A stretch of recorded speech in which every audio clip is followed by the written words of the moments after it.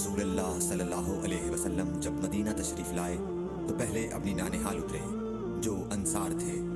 اور وہاں آپ نے 16 یا 17 ماہ بیت المقدس کی طرف منہ کر کے نماز پڑھی، اور آپ کی خواہش تھی کہ آپ کا قبلہ بیت اللہ کی طرف ہو۔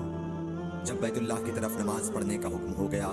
تو سب سے پہلی نماز جو آپ نے بیت اللہ کی طرف پڑھی عصر کی نماز تھی۔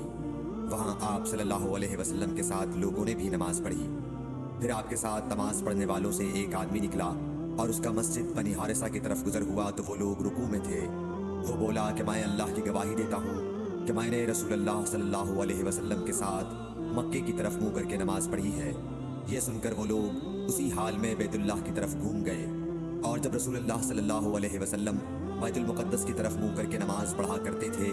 یہودی اور عیسائی خوش ہوتے تھے، مگر جب آپ نے بیت اللہ کی طرف منہ پھیر لیا تو انہیں یہ امر ناگوار ہوا۔ زہیر ایک راوی کہتے ہیں کہ ہم سے ابو اسحاق نے برا سے یہ حدیث بھی نقل کی ہے کہ قبلہ کی تبدیلی سے پہلے کچھ مسلمان انتقال کر چکے تھے،